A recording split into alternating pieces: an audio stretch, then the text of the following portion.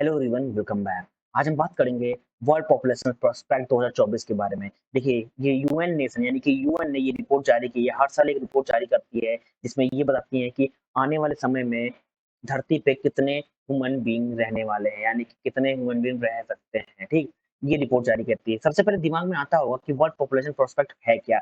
ये बेसिकली ये ऐसी ऑर्गेनाइजेशन है जो ये प्रिडिक्ट करती है, सारी कंट्री के डेटा कलेक्ट करके ये प्रिडिक्ट करती है कि आने वाले फ्यूचर यानी कि भविष्य में कितने आदमी, कितने ह्यूमन बीइंग, कितने पर्सन धरती पे रहेंगे। ठीक, अभी 2024 में यूएन के साइड से ये रिपोर्ट को जारी किया गया है वर्ल्ड पॉपुलेशन प्रोस्पेक्ट के। क्या है, चलिए इससे बात करते हैं। ये रिपोर्ट 2024 में जारी की है, इसमें बहुत सारी इंफॉर्मेशन है। इन्होंने ये कहा है, जो इंफॉर्मेशन में ये कहा है कि how many people are expected to live on earth in the future. ठीक, आने वाले समय में, आने वाले भविष्य में कितने इंसान धरती पर रह सकते हैं, कितने एक्सेप्ट किए हैं, वो उस पे बात करते हैं। देखिए, इनके अगर इनकी बात की जाए अकॉर्डिंग टू ये इन्होंने जो फाइंड किया है, वर्ल्ड पॉपुलेशन की बात की जाए कि जो अगर हम बात करें 1980 में, उस जो उसका जो पीक था पॉपुलेशन का वो हाई था, यानी कि 10.3 billion people middle of 1980s में थे। यानी कि जो इसका ग्राफ था ये इस तरह का कुछ था, यानी कि बहुत ज्यादा ग्रोथ हो रही थी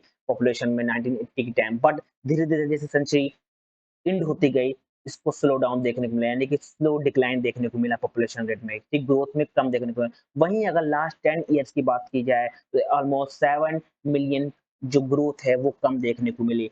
अब जो ग्रोथ है ये जो कम हो रही थी 10 सालों में, ये क्यों हो रही थी, क्या इसका रीजन है, क्या इसको इम्पैक्ट कर रहा है। मैंने अभी ऑलरेडी आपको बता रखा है कि जो ग्रोथ होती है, जो ग्रोथ रोड डिसाइड करती है जो यूएन यानी कि वर्ल्ड पॉपुलेशन प्रोस्पेक्ट, ये सारी कंट्री का डेटा लेकर डिसाइड किया जाता है। जो फ्यूचर को प्रिडिक्ट किया जाता है, हर कंट्री का डेटा, हर कंट्री की ग्रोथ को लेकर प्रिडिक्ट किया जाता है। अब बात करते हैं कि ये जो डिक्लाइन है क्यों देखने को मिला। आपको बता दें, आपने सुना होगा कि बहुत सारी कंट्रीज हैं जहाँ पे लो बर्थ रेट है। ठीक, जैसे कि कंट्री लाइक चाइना, वहाँ पे जो ग्रोथ रेट है बहुत ही कम है, यानी कि डिक्लाइन देखने को मिले। अभी हाल ही में आपने ये न्यूज़ सुनी होगी कि इंडिया ने चाइना को पीछे छोड़ दिया है पॉपुलेशन रेट में, यानी कि वहाँ पे जो रेट है, ग्रोथ रेट है, बहुत ज़्यादा हो रहा है इंडिया में। जो बच्चे पैदा हो रहे हैं, ठीक, वो बहुत ज़्यादा, इसीलिए अभी रिसेंटली आपने न्यूज़ में देखा होगा कि इंडिया ने चाइना को पीछे छोड़ दिया है। अब चाइना में जो ये लो बर्थ रेट है, इसका कारण ये है कि वहाँ पे जो पॉपुलेशन है वो बहुत, क्योंकि वहाँ पे जो रहने का कॉस्ट है, जो वहाँ पे एक्सपेंसिव है, बहुत ज़्यादा है, जिसके तहत लोग बच्चे पैदा नहीं करना नहीं चाहते हैं। इसकी वजह से वहाँ लो बर्थ रेट है। फिर एक और वहाँ पे कारण है, वहाँ पे जो ओल्ड यानी कि जो संख्या है बूढ़े लोगों की वो बहुत ज़्यादा है, ठीक? और वहाँ पे जो ऑफ़िस का लोड है यानी कि वर्क लोड है वो बहुत ही ज़्यादा है, जिसकी वजह से ये पूरा का पूरा इम्पैक्ट देखने को मिल रहा है। जिसकी वजह से ये ओवरऑल जो इम्पैक्ट है ये डेमोग्राफी पिक्चर को चेंज कर दिया, यानी कि जो ट्रेंड लाइन है इसको चेंज कर दिया। पहले जो की जो ग्रोथ रेट पीक पे जा रहे थे, जिसकी वजह से जो कुछ कंट्रीज़ की वजह से ये ग्रोथ रेट डिक्लाइन यानी कि कम, धीरे-धीरे कम देखने को मिली है, ठीक?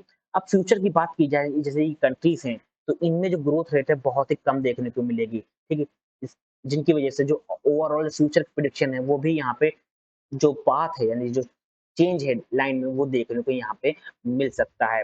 अगर ग्लोबल डिस्ट्रीब्यूशन की बात की जाए, जैसे कि country like China, Russia, Japan, Germany, यहाँ पे जो पॉपुलेशन जो ग्रोथ है वो ना के बराबर है, यानी कि स्टॉप ही हो चुकी है, ठीक?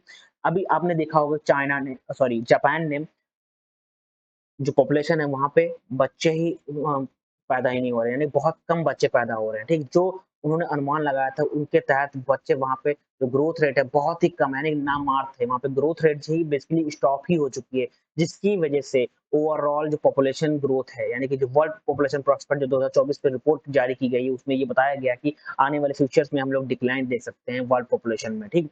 जिस जो कंट्री जो इसका कारण है, यानी कि क्योंकि मैंने अभी ऑलरेडी आपको बता रखा है, जो रिपोर्ट बनती है ओवरऑल सारी कंट्रीज को लेकर बनती है, ठीक?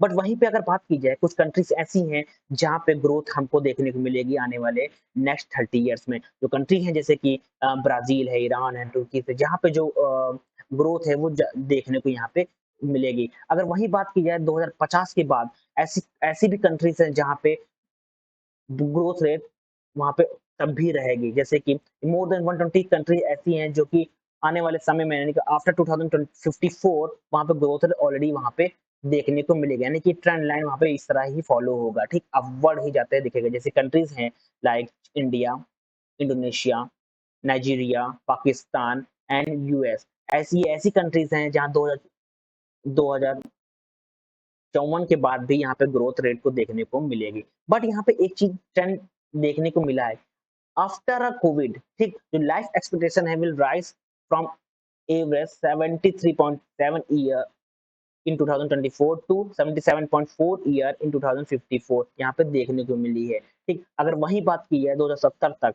ये अनुमान लगाया जा रहा है कि there will be more adult age at 65 and up to people under age 18 year old, यानी कि दिस मीन्स दैट जो वर्ल्ड पॉपुलेशन है गेटिंग ओल्डर क्विकली, ये फ्यूचर में देखने को मिलेगी। ठीक,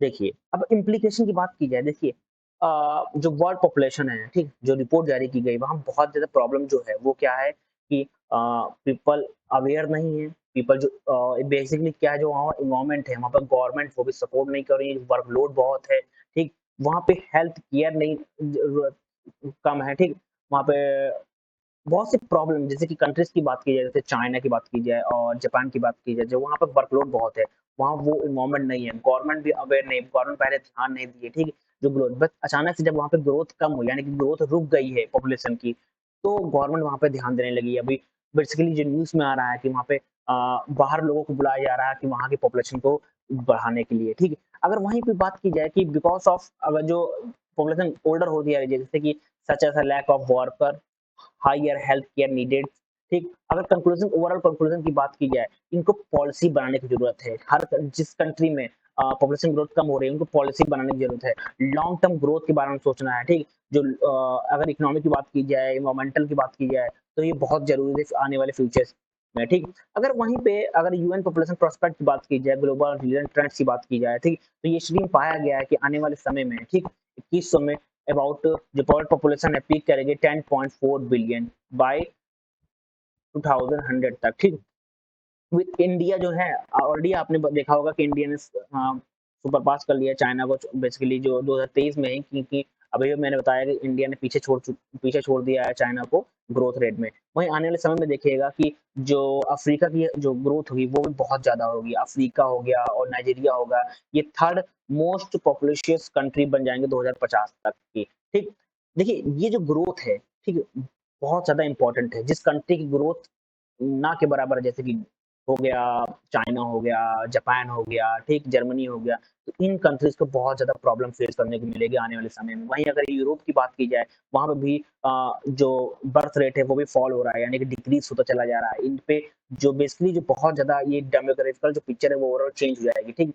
अब गवर्नमेंट क्या करना है, बेसिकली जो एम है वो पॉलिसी बनाने का है।